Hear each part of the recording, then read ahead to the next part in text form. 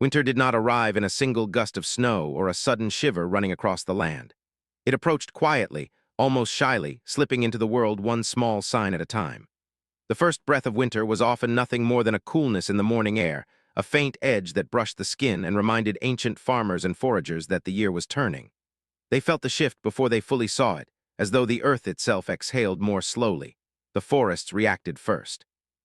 Leaves no longer rustled with the same carefree motion, branches stiffened, and the usual chorus of birdsong thinned into scattered notes. Small animals moved differently, storing food with an urgency that needed no language. People watched these patterns closely, understanding that nature spoke in gestures long before it spoke in storms. Fields responded next. The soil hardened earlier each morning, holding the night's frost like a memory it was reluctant to release. Colors dulled, shrinking from vibrant greens into muted browns and grays. Farmers tested the ground with their hands, feeling the chill sink deeper each day, knowing that whatever harvest remained must be taken soon. Even the rivers slowed, carrying their currents with a heavy patience that hinted ice would soon claim them. For ancient communities, these subtle changes mattered more than any dramatic snowfall. A missed sign could cost them food they could not afford to lose. So they observed the world with careful eyes, tracing the quiet transformation of the landscape as though reading an old, familiar story. Every sound, every scent, every shift in the wind held meaning. As winter's presence grew stronger, a calm yet steady urgency settled over the people. They understood what had to be done, gathering, repairing, preparing, yet they also paused to absorb the stillness that came with the cold. In this slowing world, they found moments of reflection, sensing that the season ahead would test their resilience and their bond with the land. Winter's first breath asked them to listen, to notice, and to ready themselves for the long, silent months to come. Long before fields were plowed or grain was stored in woven baskets, humans lived as wanderers, moving with the rhythms of the earth rather than trying to control them. Foragers stepped into winter with no permanent homes, no barns or granaries to rely on, yet they carried something equally powerful: memory. Seasons were not measured on calendars but held in the mind, recalled through the stories of elders and the patterns observed year after year. Their survival rested on movement. When the first hints of winter appeared, colder mornings, shifting winds, the fading presence of certain birds, families adjusted their routes. Paths that were rich with berries in warm months no longer mattered. Instead, they followed trails carved by migrating animals or sought valleys where the snow settled more gently. Each choice was deliberate, shaped by the landscape and the wisdom handed down through generations. A forager's knowledge was their greatest tool. They remembered where nuts could be found long after leaves had fallen, where the sun dried fruits enough to last into the cold, or which caves shielded them from harsh northern winds. Even a single misplaced step could mean stepping into danger, yet they walked with quiet confidence, trusting the land they had studied since childhood. Winter did not bring chaos to these people, it brought clarity. The world simplified itself into what was essential. Fires were kept small, food was shared sparingly, and travel became more cautious.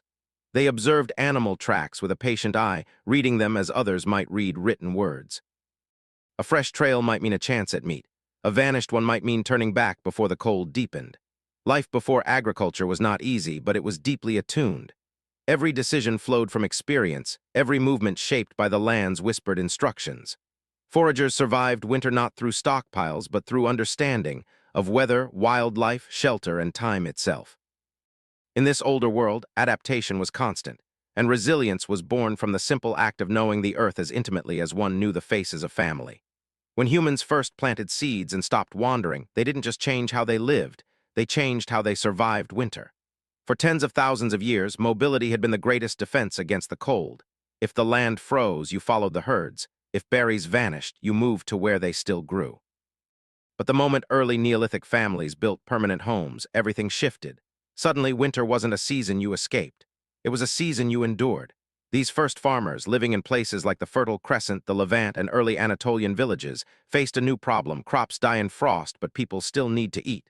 Staying in one place meant food had to last for months, and failure was no longer an inconvenience. It was life or death. So they innovated. Communities dug deep grain storage pits lined with clay to keep wheat and barley dry. They learned to harvest at the perfect moment, thrashing and storing every grain as if it were gold. Mud brick houses were built thicker, tighter, and lower to trap heat. Neighbors began to rely on each other more than ever, sharing stored grains, pooling firewood, and rotating labor to protect their small settlements from collapsing during harsh seasons. And yet, winter brought something surprising: stability. For the first time in human history, people could enter the cold months knowing exactly where they would sleep, where their tools were stored, and who lived beside them. They no longer feared losing track of a migrating herd or finding their cave occupied by another group. Winter became predictable, still dangerous, but predictable. This was the moment humans became rooted not only to the land but to each other. A quiet revolution built from mud, grain, cooperation, and firelight. Winter demanded foresight. When the last warmth of autumn faded, early farmers understood that the sun's bounty had to be preserved, carried through the long months when fields lay bare and the air was sharp with frost. This was not merely cooking or gathering. It was a deliberate act of survival, a way of trapping sunlight to sustain the community when the world turned cold and gray.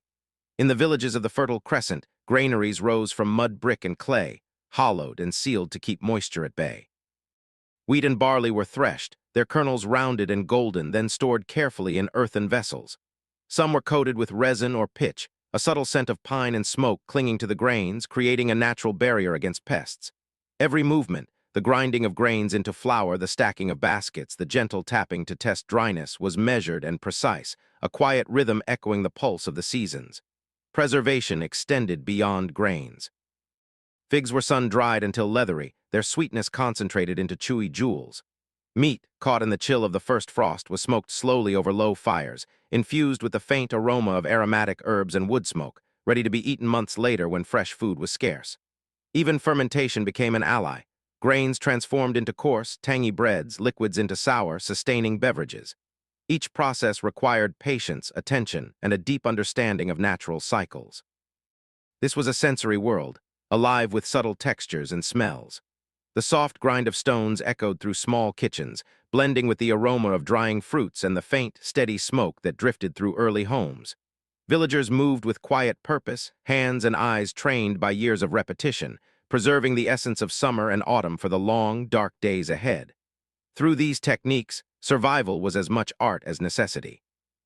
One harvest could feed a family for months, a single village for an entire winter if carefully tended. These practices, dried, fermented, smoked, and buried, were a testament to human ingenuity, a gentle mastery of the environment that allowed communities to endure. In the hush of early winter, with frost edging the fields, humans held the warmth of the sun in their hands, ready to share it when the world outside had grown cold. In the deep chill of winter, fire was far more than warmth. It was life itself. The faint glow of embers could mean the difference between survival and exposure, between comfort and hunger. For early farmers and foragers, tending a fire was a daily act of devotion, an intimate ritual entwined with the rhythms of the cold season. Every spark mattered, every ember a fragile promise against the encroaching frost. Communities built hearths with care, arranging stones and mud to shelter flames from wind and snow. Fires were fed slowly, methodically, each piece of wood chosen for its ability to burn long and hot. Smoke rose in soft columns, carrying the scent of pine and dried herbs, a quiet signal to the village that life persisted despite the cold pressing in from every side. Houses were designed with fire at their center, not merely for heat but as the pulse of domestic life. Cooking, storytelling, and the soft murmur of conversation all converging around the dancing flames. Yet fire was fragile. A sudden snowstorm, a forgotten ember, or a shortage of fuel could extinguish it in moments. Villagers learned to anticipate these dangers, storing tinder in dry nooks, carrying sparks between homes when necessary, and teaching children how to coax life from the smallest ember. Fire was shared as much as it was guarded, a communal thread binding households together. Losing it meant more than cold. It meant vulnerability, hunger, and isolation. Despite the tension, there was reverence. Watching flames flicker and stretch, villagers observed patterns in the smoke and warmth, feeling both the fragility and the resilience of this elemental companion. The crackle of wood became a metronome for daily life, a rhythm that marked the hours and seasons alike. Even in hardship, fire offered comfort, its gentle light creating spaces of safety within the frozen landscape outside. In the hush of winter nights, fire was both challenge and solace. It demanded care, respect, and patience, yet rewarded those who tended it with warmth, nourishment, and a sense of unity. The fragile lifeline of flame carried communities through the cold, connecting generations in an unbroken chain of survival, knowledge, and quiet wonder. Long before refrigerators or pantries, winter held a quiet, unyielding truth. There was a gap. The early weeks of deep frost, after stored grains dwindled and before the first shoots of spring appeared, demanded patience, ingenuity, and quiet endurance. Villages entered these weeks with measured caution, aware that every morsel mattered, that the difference between careful survival and misfortune was often a single choice. Food was stretched deliberately. Soups were diluted, roots and bark were foraged from the forest edges, and preserved fruits and grains were rationed with careful hands. The air, sharp with frost, carried both the scent of smoke from dwindling fires and the faint tang of stored food, reminders of warmth and sustenance that seemed just out of reach. Families measured each meal not with indulgence but with mindfulness, each bite a careful negotiation with necessity. Even in scarcity, life persisted through adaptation. The winter gap was more than empty stomachs. It tested social bonds, kindness, and shared responsibility. Elders instructed the young, distributing portions so everyone had enough to survive. Tasks became cooperative rituals, splitting firewood, repairing shelters, and checking storage for signs of spoilage. In these quiet, challenging weeks, communities discovered the resilience woven into their way of life. Small acts saving the last figs, sharing a single piece of smoked meat, echoed as both practical survival and profound human connection. Yet there was also hope. Every day brought subtle signs of approaching spring, longer light, thawing edges of rivers, and the faint scent of earth waking beneath the frost. These whispers of change were enough to sustain determination, enough to keep hands busy and spirits gentle amid the austerity. Hunger sharpened awareness and deepened gratitude, teaching lessons about patience, cooperation, and the value of each small gift of the land. In this season, survival was not heroic in the dramatic sense. It was intimate, quiet, and human. It was the careful observation of nature, the shared effort of community, and the courage to persist when the world outside seemed indifferent. Through these weeks, ancient people honed their skills, strengthened relationships, and carried the memory of endurance forward, ready for the eventual bloom of spring and the warmth it promised. Winter nights demanded ingenuity. Ancient people transformed the materials around them into sanctuaries of warmth and safety, creating spaces where life could continue despite the frost pressing at the doors. Across the continents, shelters took myriad forms, each uniquely adapted to local conditions, yet all shaped by the same quiet necessity: to survive the cold while preserving comfort and community. In the northern plains, mammoth bone huts rose from skeletal frameworks, draped with thick hides. Inside, smoke from a central hearth curled toward the roof, warming the air while soft furs cushioned the floors. These structures were surprisingly spacious, offering enough room for entire families, sometimes multiple generations, to sleep, work, and share meals in the comforting hush of evening. The bones, heavy and immovable, anchored the structure against winds that howled outside like restless spirits. Elsewhere, semi-subterranean pit houses burrowed into the earth. Low ceilings and sunken floors retained heat from the small fires burning within, while timber and mud walls shielded against the biting air. The dim light of a single fire created long shadows, illuminating storage pits filled with grains, dried meat, and foraged roots. These were homes of quiet rhythm where every movement had purpose, tending the flame, grinding grains, weaving fibers for winter clothing. Even snow itself became a tool. In colder regions, blocks of compacted snow formed temporary windbreaks or igloo-like shelters. Though stark, these walls insulated effectively, trapping body heat and muffling the howling wind outside. Stepping inside, one could feel a surprising stillness, a calm cocoon where the elements existed beyond the threshold, controlled yet acknowledged. Throughout all these designs, warmth and darkness were not merely physical, they were social. Fires were shared, stories whispered, and meals passed hand to hand. The interiors of huts, caves, and snow walls became a stage for human connection, fostering closeness, reflection, and quiet observation of the world beyond. Listeners can imagine the crackle of wood, the soft rustle of furs, and the gentle glow that carried communities through the longest nights. In every corner, survival intertwined with daily life, and every home, no matter how simple or grand, held the pulse of winter resilience. If a shelter was the first line of defense against winter, clothing was the second, a personal fortress woven from the ingenuity of generations. Ancient people observed the world closely, noticing which materials retained warmth, which layers trapped air, and how to protect skin from frostbite while remaining mobile. Clothing became a silent companion, its textures, weights, and smells intimately tied to survival. Furs were the most immediate solution. Soft animal pelts with the fur still intact were layered over torsos and limbs, cushioning the body against biting winds. Hunters preserved the natural oils in hides, giving them water-resistant qualities, while the seams were stitched with sinew, creating garments both flexible and durable. The act of dressing was deliberate. Each layer added another barrier, each fold another measure of security against winter's chill. Leather offered toughness where warmth alone was not enough. Thick hides, scraped and softened, became boots, gloves, and leggings, guarding against ice, snow, and rugged terrain. The soles of these boots carried impressions of the land itself, shaping how people walked through snowdrifts or rocky passes. Even in deep cold, the body moved with surprising ease when encased in well-prepared leather, a testament to observation and skill passed down through generations. Plant fibers supplemented animal materials, particularly for those settled in early villages. Woven flax cloaks or mats, though lighter, added insulation when layered, and their gentle rustle became a familiar sound, signaling both movement and preparation. Dyes and natural treatments sometimes enhanced the fibers, creating subtle distinctions in color, texture, or even ceremonial purpose. Clothing in this way became both functional and expressive, reflecting the interplay between environment and human creativity. Every garment carried a story: a sewn patch from a sibling, the scent of smoke from a hearth, the warmth of a sun-dried hide. Dressing for winter was a ritual, a meditative practice where practicality met art. Listeners can imagine pulling the soft fur over shoulders, adjusting a snug leather belt, or wrapping a flax cloak against the wind. Through these tactile, intimate actions, people transformed the harshness of winter into a manageable, even comforting rhythm. Clothing like the hearth was a second shelter, quiet, personal, and essential to enduring the long, cold months. As frost pressed against walls and snow draped the landscape in white silence, the hearth became the heart of the home. Flames flickered softly, casting long, dancing shadows that stretched across the floor and clung to walls. Here, warmth was more than physical. It was social, emotional, and deeply human. Families gathered, drawn together by necessity but also by the comfort of shared presence.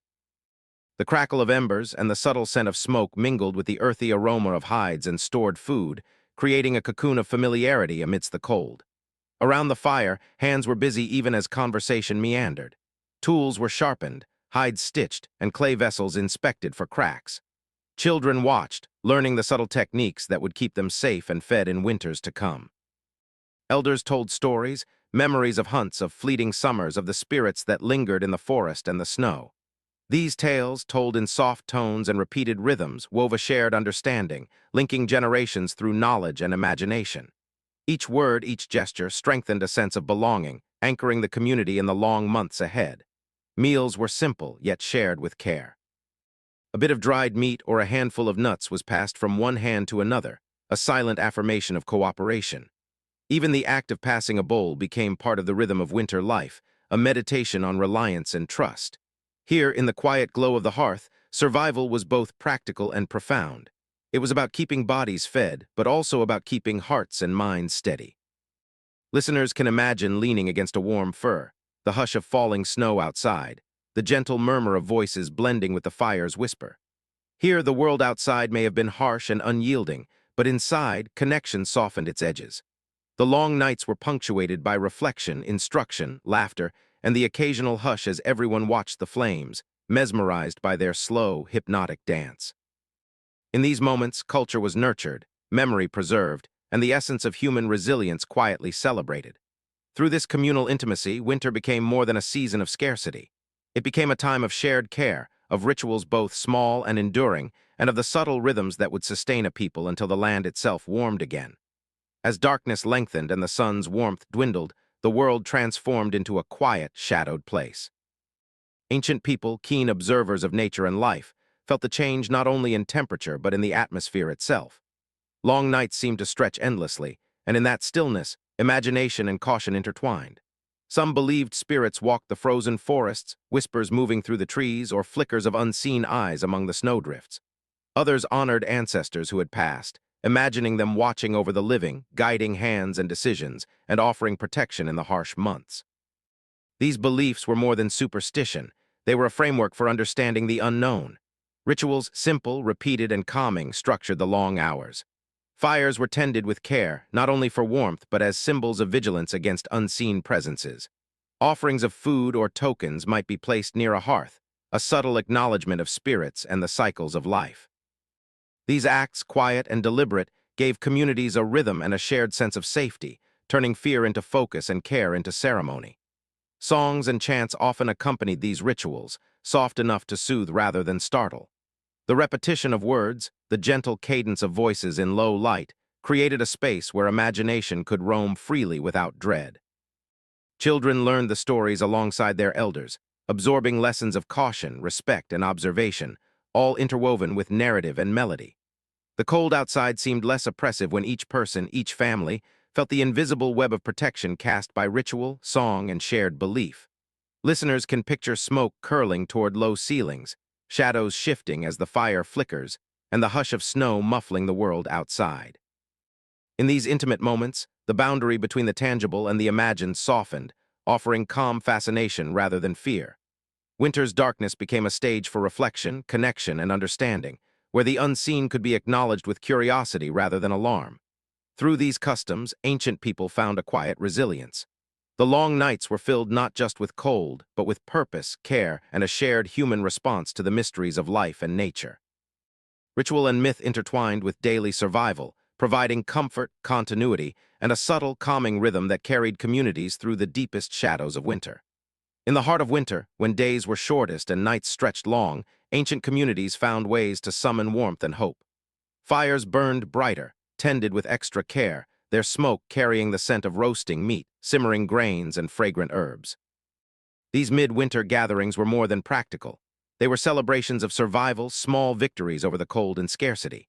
Families and neighbors came together, sharing food, stories, and laughter, weaving bonds that strengthened as the wind howled outside.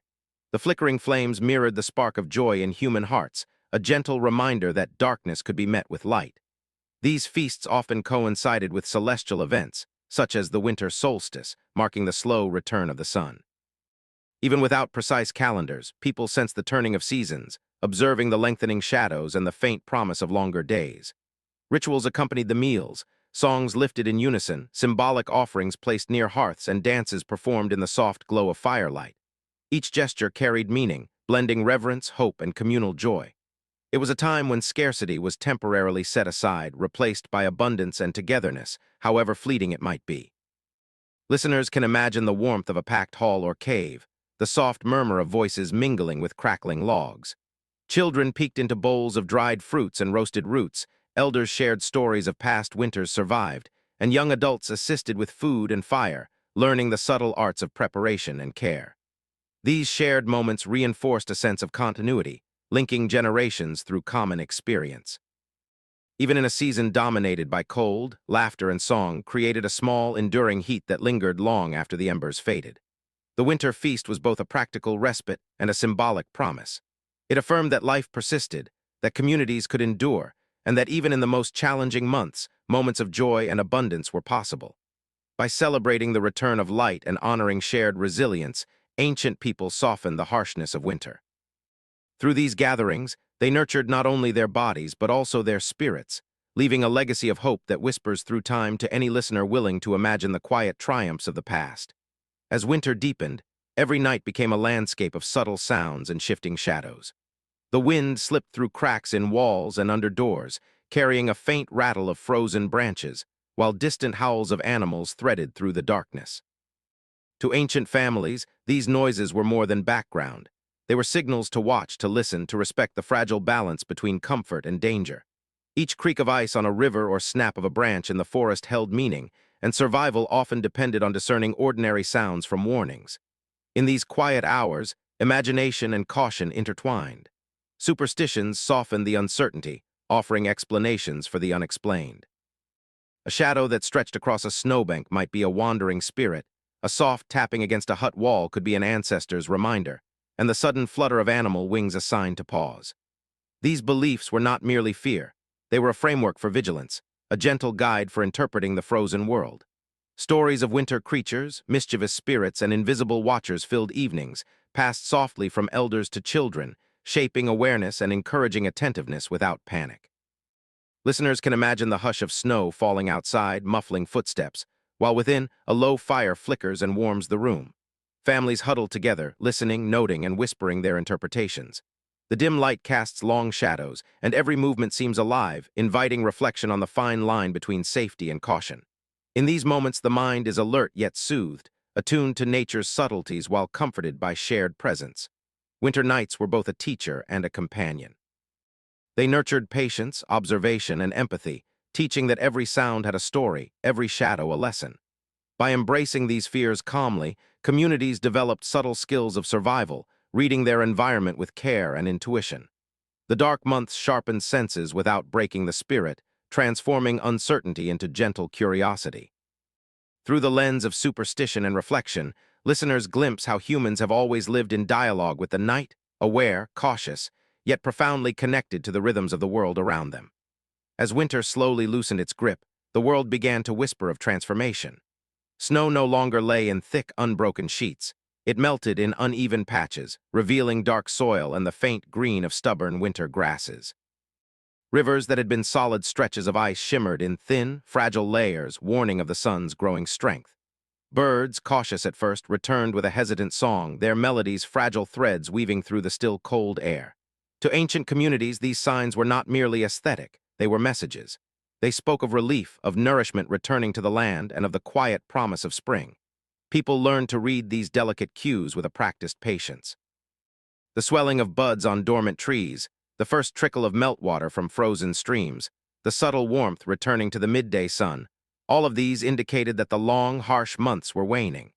Their routines adjusted accordingly.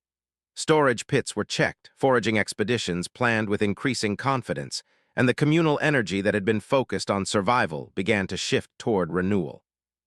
Even the youngest observers would notice these small but potent changes, sensing hope in the softening landscape. Emotionally, the first hints of warmth stirred quiet elation. Relief was tempered by lingering caution. Winter could still reclaim its power in unexpected storms.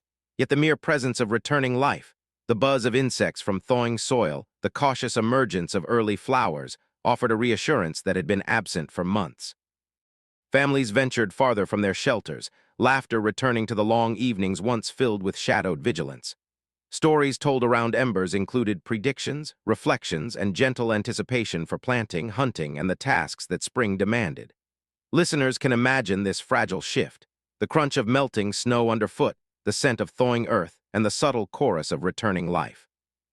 These moments were quiet celebrations, private victories observed and shared, reminders of the resilience that carried communities through the darkness. Winter was not over, but the world was signaling its eventual surrender, a gentle promise of warmth, growth, and renewal. Ancient people attuned their senses to this soft cadence, preparing minds and bodies for the rhythms of the changing seasons, their hearts quietly lifted by the first glimpses of life emerging from ice.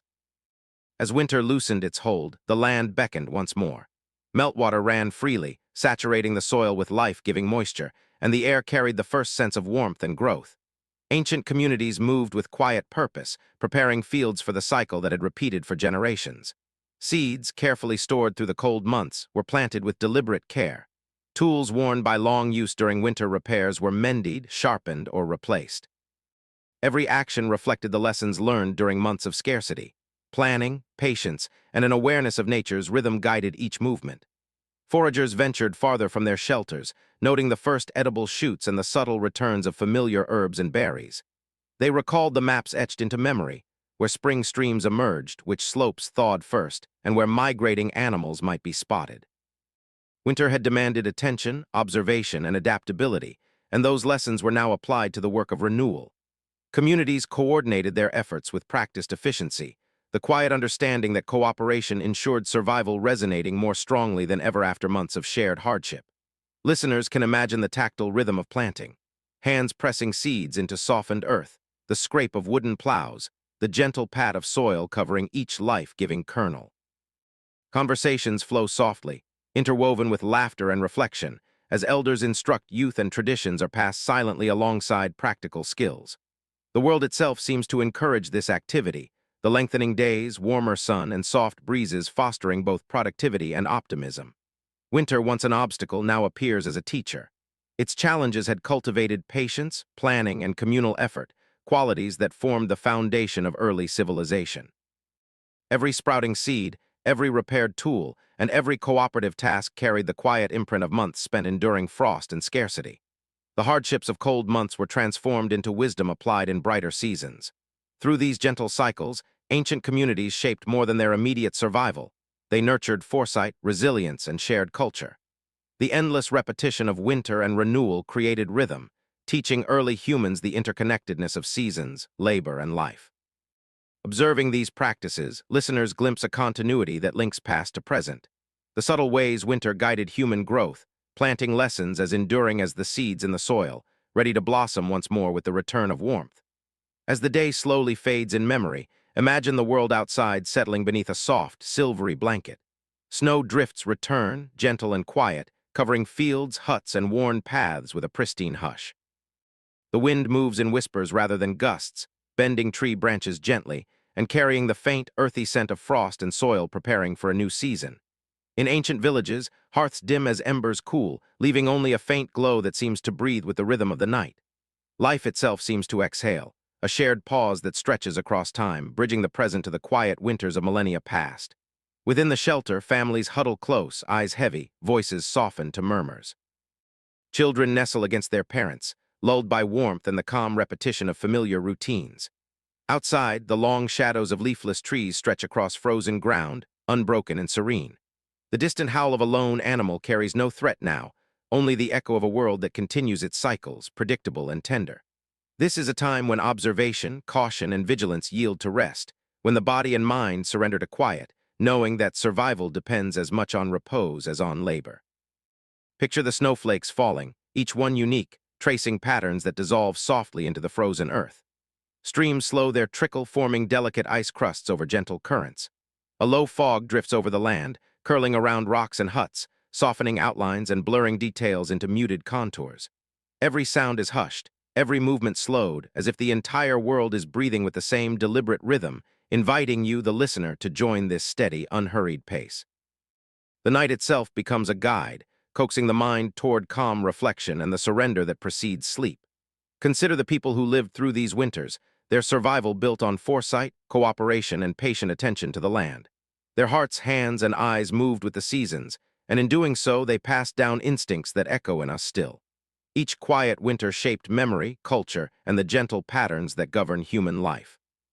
Though centuries separate us, the same rhythms, the same soft lull of snow settling and hearths dimming, continue to reach across time, touching imagination, curiosity, and the desire for rest. And now, as you lie still and listen, allow the hush of ancient winters to fold over your own thoughts. Let each exhale release tension, each heartbeat match the rhythm of frost and ember alike. Drift with the snow, the quiet hearth, and the soft night winds as the world slows around you. The stories of survival, warmth, and adaptation settle into your mind, carrying both wonder and calm. Here, at the intersection of history and imagination, you are ready to surrender fully to sleep, wrapped in the gentle continuity of countless winters past and those yet to come.